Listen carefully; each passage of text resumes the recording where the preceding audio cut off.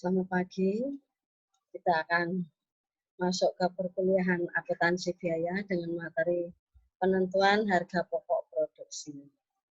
Nanti di sini untuk menentukan harga pokok produksi itu ada dua, yaitu harga pokok berdasarkan produksi dan harga pokok berdasarkan proses. Yang kita bahas satu persatu dulu, yaitu harga pokok produksi.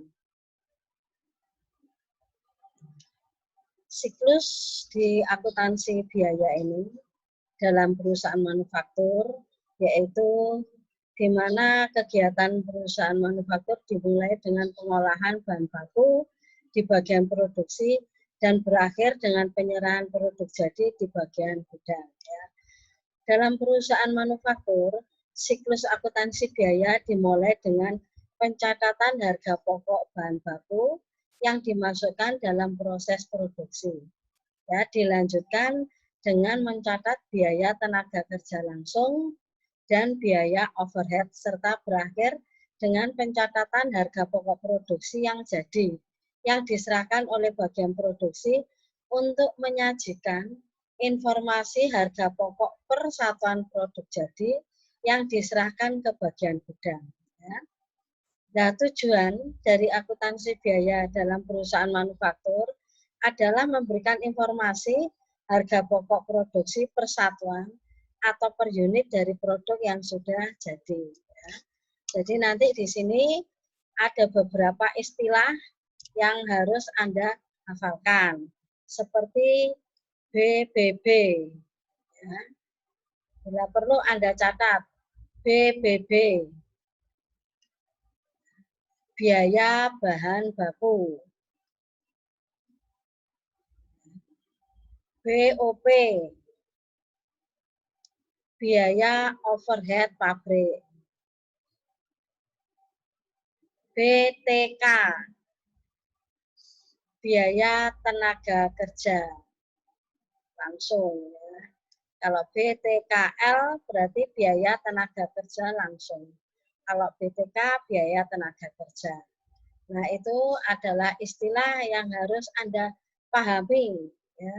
Paling tidak ya harus Anda hafalkan, karena nanti di sini kita pakai istilah itu semua, singkatan-singkatan, ya. Jadi ini adalah proses untuk perusahaan manufaktur. Nah, sekarang untuk berikutnya, siklus pembuatan produk, yaitu pembelian dan penyimpanan bahan baku. Ya, jadi setelah kita membeli, maka akan kita olah, ya. Kita simpan dulu. Setelah kita simpan, baru nanti kita olah, ya. Pengolahan bahan baku menjadi produk jadi, ya. Jadi kita olah sampai barang itu jadi. Kalau sudah jadi, maka disimpan di gudang. Nah, sekarang saya kasih contoh aja. Kita membeli bahan baku kayu, ya. Bahan baku kayu itu diolah, dipotong, diampas, ya, dipaku, dilem dan sebagainya sampai menjadi almari. Ya, jadi dari bahan bakunya kayu, kemudian ada bahan tenaga kerja, bahan penolong dan sebagainya. Orang yang membuat itu biaya tenaga kerja, bisa menjadi lemari, itu adalah produk jadi. Ya. Setelah jadi lemari, maka disimpan dulu. Penyimpanan produk itu di dalam gudang, ya. Penyimpanan di dalam gudang. Itu adalah siklus pembuatan produk. Sedangkan untuk siklus akuntansi biaya, pertama kita harus menentukan dulu harga pokok bahan baku yang dibeli, ya. Jadi harga beli itu istilahnya harga pokoknya. Karena kalau kita membeli, contoh ya, kita membeli barang 100.000, itu adalah harga pokok. Barang itu akan kita jual lagi. Atau kita membeli handphone harganya 2 juta. Nah, kita kalau menjual kan mungkin nggak mungkin di bawah 2 juta. Kita mesti kan ingin mencari untung, mencari laba. Maka kita harus bisa menjual berapa, ya di atas 2 juta. Nah, harganya tadi yang kita beli namanya harga pokok. Ya. Kalau harga yang sudah kita jual, ya harga jual. Harga pokok handphone 2 juta, kita jual 2.200.000. Nah, berarti harga jual 200. Di sini kita sudah mendapatkan laba 200. Begitu pula dengan siklus akuntansi biaya. Untuk menentukan harga pokok bahan baku yang dibeli di sini ya. Jadi penentuan harga pokok dulu. Kalau sudah, baru menentukan harga pokok yang dipakai. Ya, jadi bahan baku yang dipakai. Kalau tadi bahan baku yang dibeli, sekarang bahan baku yang dipakai. Ya, pada saat ini, maka kita akan mengumpulkan biaya produksi. Ya. Biaya produksi ini kita kumpulkan. Dikumpulkan lewat mana? Ya lewat biaya tenaga kerja langsung tadi, juga lewat biaya overhead pabrik. Ya. Jadi ada biaya tenaga kerja langsung dan biaya overhead pabrik. Itu masuk ke semua biaya, ya istilahnya pengumpulan biaya produksi. Setelah itu dari biaya produksi maka kita akan menentukan harga pokok produk jadi ya. Di sini kita akan menentukan produk jadi. Nah, kita harus teliti supaya kita tidak bisa merugi ya. Kalau bisa ya kita harus di atas harga pokok tadi ya. Harga pokok ditambah biaya tenaga kerja langsung ditambah BOP ya semua dikumpulkan jadi satu baru nanti kita akan menentukan harga jadi barang ya itu adalah proses ya coba Anda perhatikan lagi di bagannya mungkin ada yang belum jelas ya nanti bisa Anda tanyakan ini adalah bagan siklus pembuatan produk dan siklus akuntansi biayanya.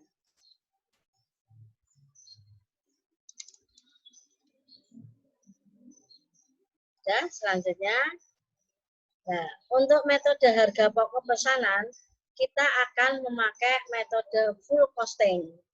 Karena ingat kemarin ada variabel costing dan ada full costing. Kita pakai yang full costing. Ya.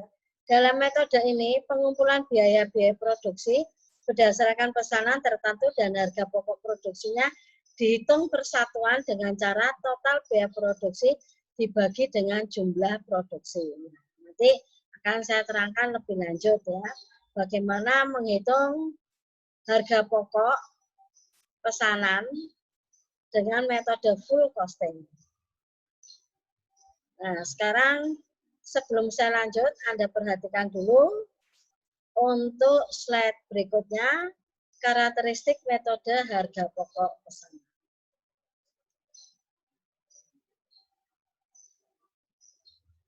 Ya, di sini.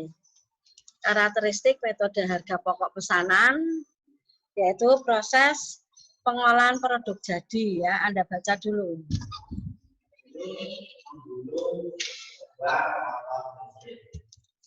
Jadi sebelum kita menggunakan listrik, kita harus mengerti bahwa ada dua macam perusahaan, yaitu penggunaan listrik dan kilang. Untuk memperbaiki motor listrik, perangkat-perangkatnya yaitu yang pertama. Untuk karakteristik metode harga pokok pesanan, yaitu proses pengolahan produk terjadi secara terputus. Ya. Jika yang satu selesai dikerjakan, proses produksi dihentikan dan mulai dengan pesanan berikutnya. Ya. Produk yang dihasilkan sesuai dengan spesifikasi yang ditentukan oleh pemesan. Ketika produk ditujukan untuk memenuhi pemesanan, bukan untuk memenuhi persediaan gudang. Ya. Nah, sekarang untuk ciri-cirinya, coba Anda baca dulu ya, ciri-cirinya di sini. Anda baca dulu.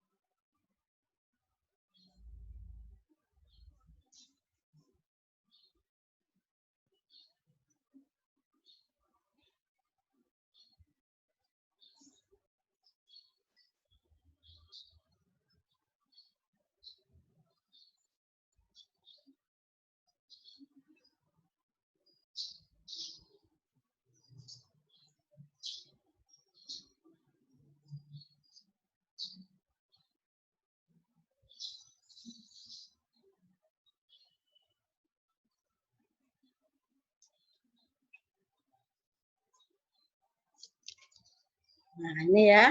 Jadi nanti di sini juga ada ciri-ciri dalam menentukan harga pokok produksi, ya.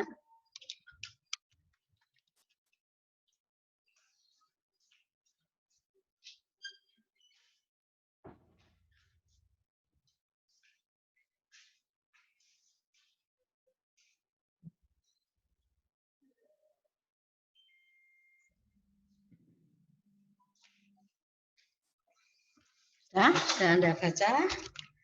Nah, saya ulangi lagi.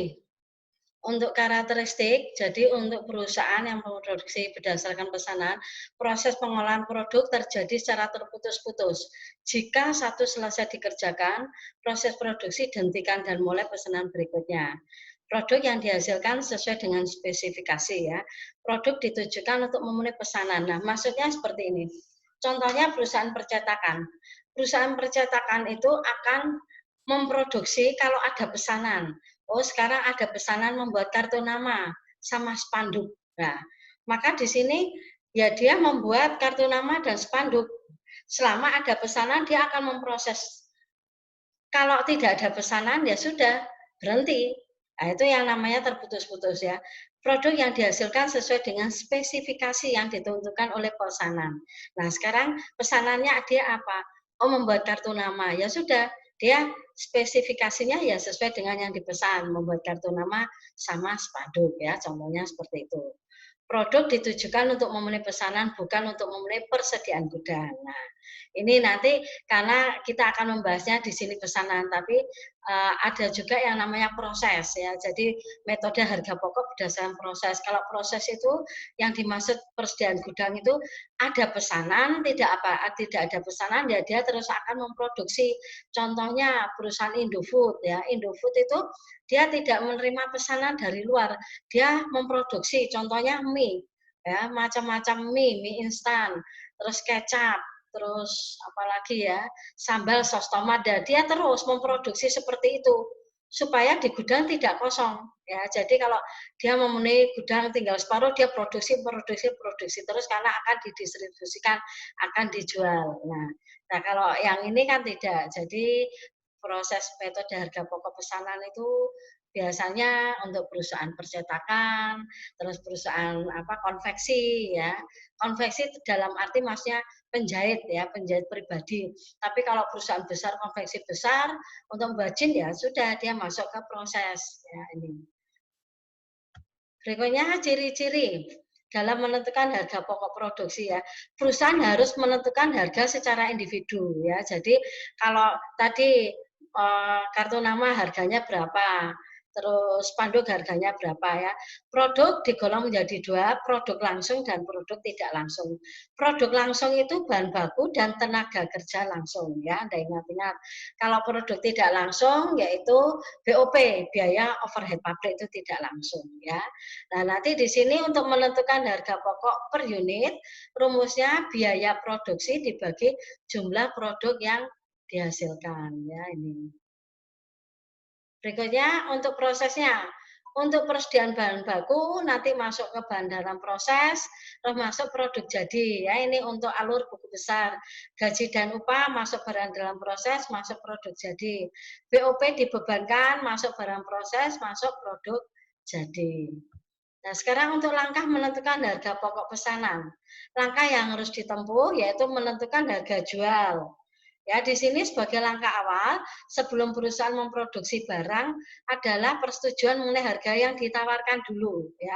Jadi kita akan menentukan harga yang akan kita tawarkan. Nah, setelah itu kita akan masuk ke format penentuan harga jual ya. Di sini untuk harga jual ada taksiran, biaya produksi, biaya non produksi, total biaya produksi dan laba yang diinginkan.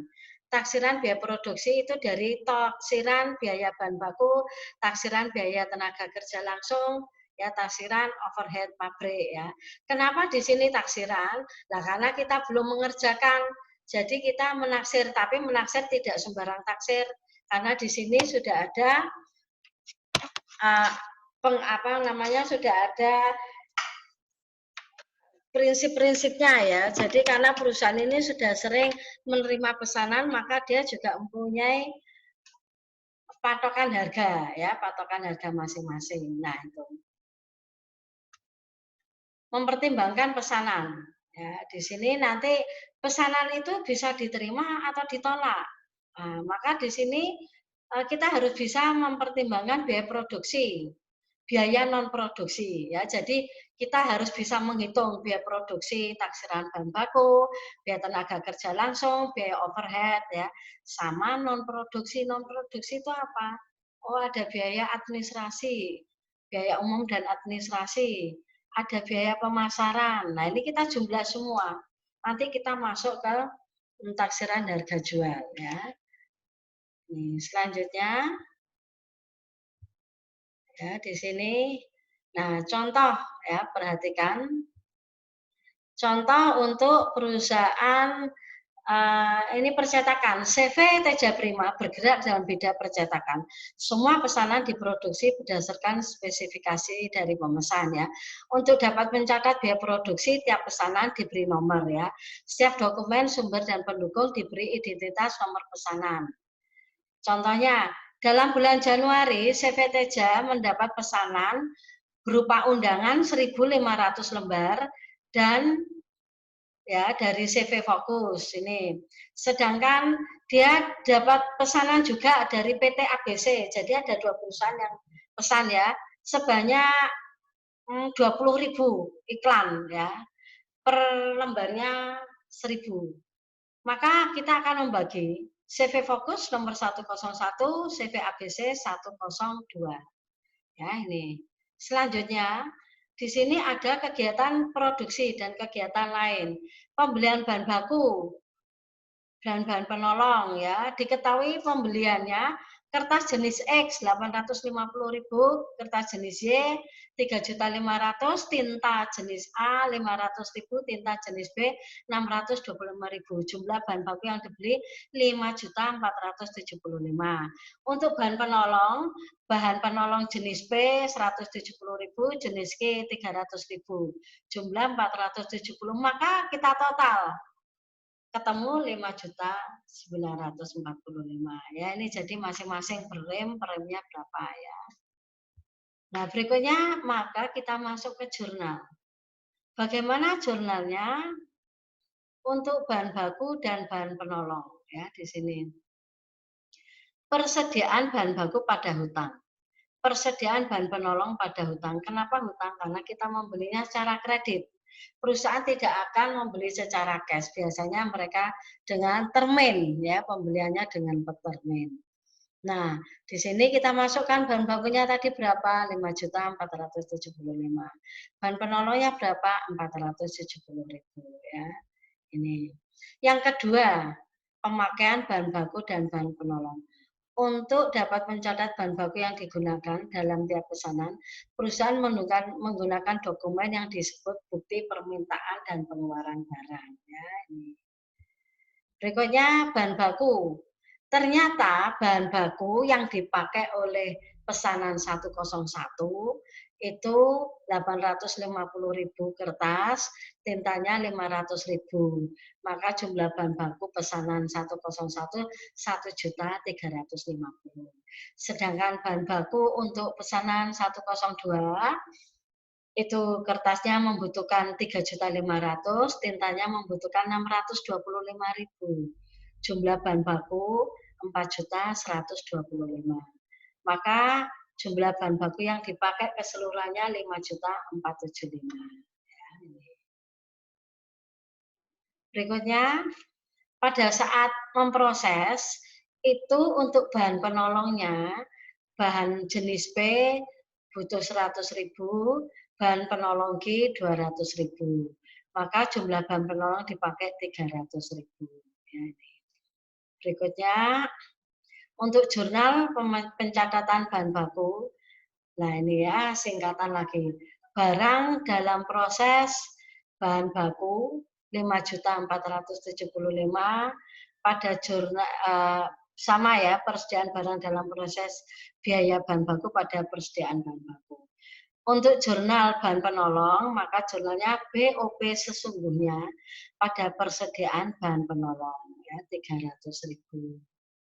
Ya, di sini kalau bahan penolong ini ya, jurnalnya biaya overhead pabrik sesungguhnya pada persediaan bahan penolong. Kalau bahan baku, Anda ingat-ingat, barang dalam proses biaya bahan baku pada persediaan bahan baku. Ya, ini.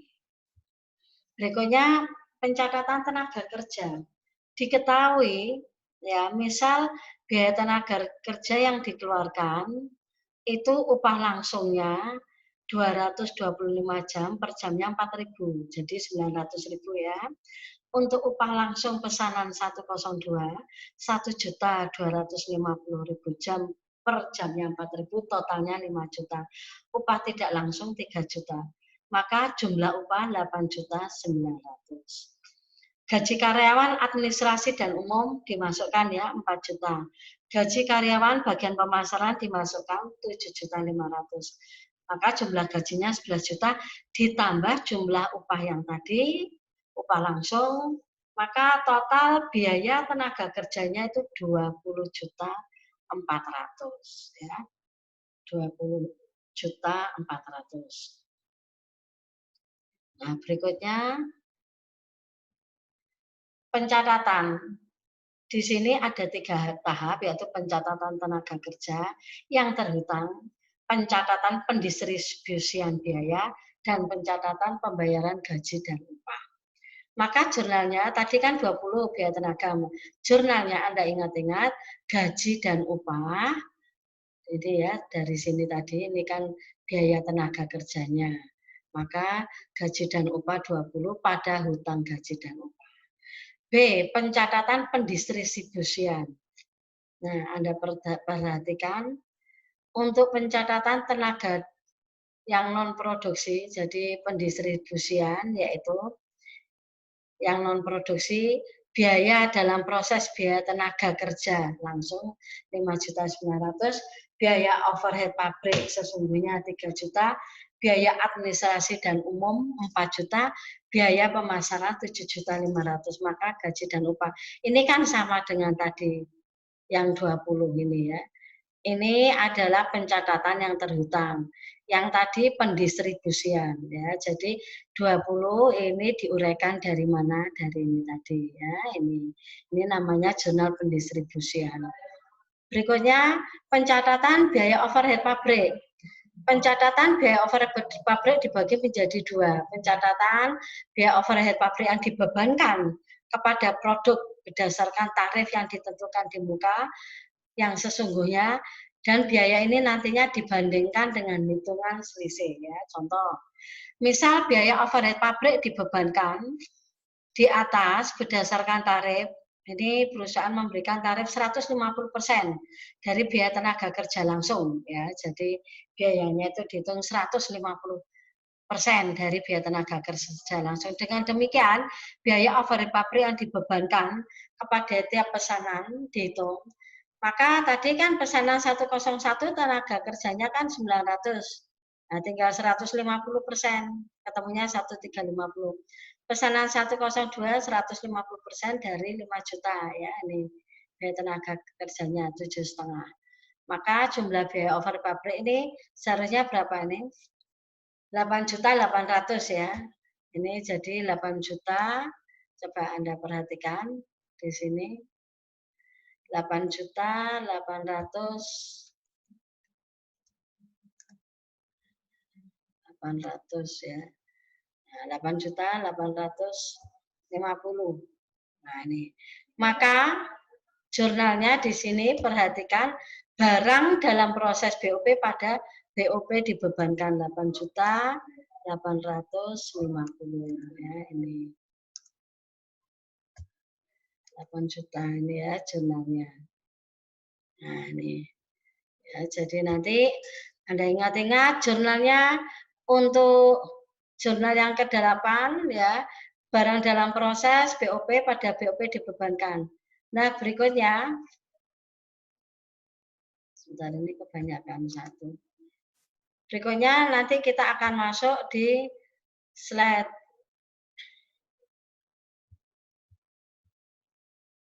Nah, sekarang diketahui, contoh ya, diketahui kita harus memasukkan biaya overhead pabrik yang sesungguhnya. Ada biaya depresiasi mesin, gedung pabrik dan mesin, pemeliharaan mesin, biaya pemeliharaan gedung 5.700.000. Maka untuk mencatat BOP sesungguhnya 5.700.000, ya ini tadi, yang ini debetnya BOP sesungguhnya, yang kredit adalah keterangan ini ya. Itu adalah jurnalnya. Debetnya BOP sesungguhnya, kreditnya ini ya, ini.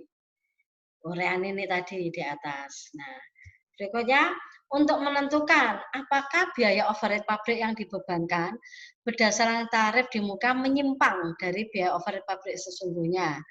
Maka di sini tadi jurnalnya BOP dibebankan pada BOP sesungguhnya 8850 ya.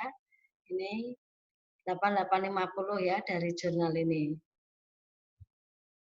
Nah, mencari selisih ini rumusnya Anda perhatikan, mencari selisih dengan tarif di muka, jurnal 4 dimasukkan, jurnal 5, jurnal 6.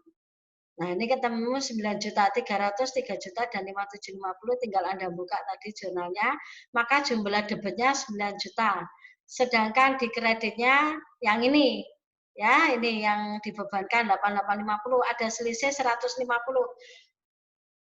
Kalau jumlah ini kurang, maka istilahnya tidak rugi atau laba, tapi selisih pembebanan kurang. Kalau ini lebih besar ya, yang ininya ini BOP dibebankan lebih besar, maka selisih pembebanan lebih ya. Ini karena 9 juta dikurangi 8850 ke 150. Untuk jurnalnya, nah, yang jurnalnya yang selisih ini 150.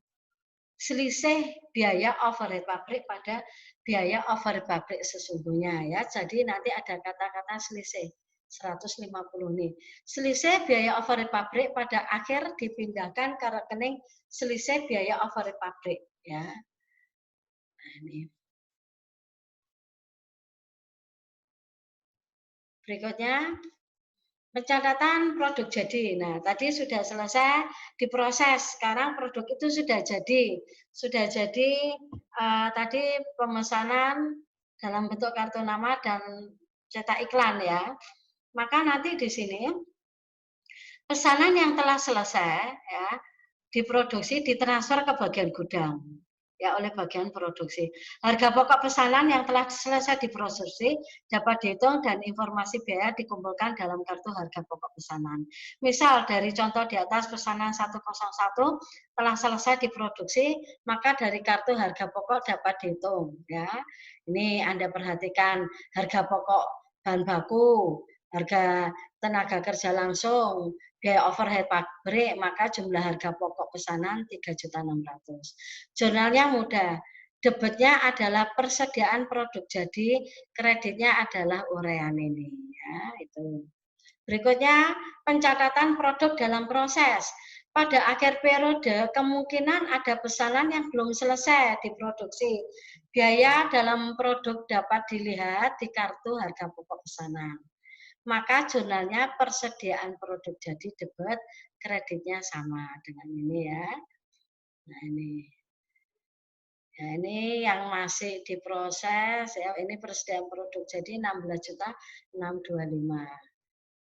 Berikutnya pencatatan harga pokok yang dijual. Nah, di sini harga pokok yang diserahkan kepada pemesan dicatat dalam rekening harga pokok penjualan dan rekening persediaan produk jadi. Maka ini yang dicatat adalah HPP-nya ya, harga pokok penjualan pada persediaan produk jadi 3.600.000. Pencatatan penjualan ya. Jurnal piutang dagang pada hasil penjualan. Nah, di sini kenapa piutang? Karena perusahaan menjual tidak cash dengan termin, dengan jatuh tempo. Maka maksudnya piutang ya. Pencatatan pendapatan penjualan 4.500.000 ya ini. Nah, sekarang kita lihat di sini yang tadi ya.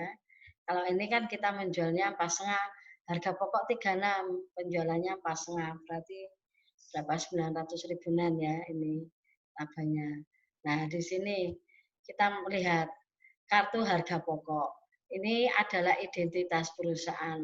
Pesanan tadi CV01 yang memesan siapa? Oh, CV bagus berupa apa? Undangan. Sifatnya apa? Segera, jumlahnya 1.500 X lembar ya. Tanggal pesan, tanggal selesai ya. Harga jualnya 4.500.000. Nah ini harga jualnya 4.500.000. Dimasukkan di sini. Sedangkan bahan baku. Nah ini ya biaya bahan baku kertas X berapa? 850, tinta 500, nggak kelihatan. 1350. Biaya tenaga kerja, oh untuk 101 dia membutuhkan tenaga kerja 900 ya. Sedangkan untuk tarif, ya, biaya tenaga kerja 150 ya, 150%,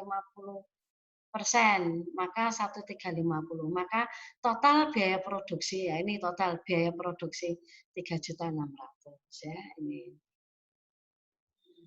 3.600.000 bisa kita lihat di kartu harga pokok produksi ya, ini istilahnya kartu stok.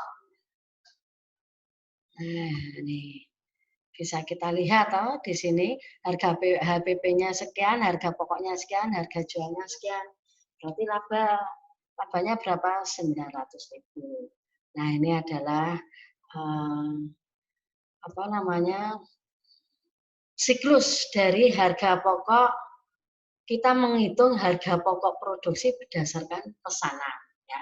Harga pokok produksi berdasarkan pesanan. Nah, ini bisa Anda perhatikan ya nanti di sini. Ya ini. Soalnya nanti kita juga akan membahas lebih lanjut bukan di pesanan tapi di proses ya. Kalau yang ini adalah yang umum dulu. Jadi saya masukkan bagaimana perusahaan manufaktur untuk mengolah bahan baku, bahan tenaga kerja ya ini. Ini tadi sudah kita bahas siklusnya ya. Terus kebetulan di sini ada ciri-ciri dari metode harga pokok pesanan. Terus di sini ada siklus buku besar ya. Terus ada rumus juga ya. Nah, ini apa saja toh untuk menentukan harga jual. Nah, ini apa saja itu sudah ada semua lengkap ya. Untuk mempertimbangkan bagaimana perusahaan itu rugi atau laba. Nah, kalau rugi ya kita tolak, kalau laba kita terima. Nah, bagaimana caranya untuk mempertimbangkan? Nah, di sini sudah ada semua. Nah, ini. Terus berikutnya sudah saya masukkan ke contoh ya. Di sini ada contoh dari perusahaan CV Teja Prima. Ini perusahaan yang bergerak dalam bidang percetakan. Ya. Jadi CV Teja Prima ini bergerak dalam bidang percetakan. Nah ini. Jadi ada bahan bakunya itu apa saja, banyak yang dibeli. Dia membeli kertas jenis X, kertas jenis Y, membeli tinta jenis A, membeli tinta jenis B ya, banyak sekali. Terus di sini juga ada total biaya, sedangkan bahan penolongnya juga dia membeli bahan penolong jenis P, bahan penolong jenis Q ya. Di sini kertasnya dia membeli 85 rem. Yang kertas satunya 10 roll, tintanya 5 kilo jenis A, tinta jenis B 25 kilo. Untuk bahan penolongnya dia jenis P 17 kilo. Jenis Q 60 liter. Nah, ini ya. Ini adalah data untuk pembelian bahan bakunya. Nah, untuk bahan baku dan bahan penolong ya. Ini adalah jurnalnya ya. Jurnal daripada bahan baku dan penolong. Ini hutang karena perusahaan membelinya termin atau jatuh tempo atau secara kredit ya. Jadi tidak kas. Nah, di sini berikutnya juga ada. Nah, ini. Padahal di sini tadi ada dua ya. Jadi yang X ini untuk pesanan 101, yang A 101. Nah, ini ya. Pesanan 101 dia pakai kertas X dan tinta A.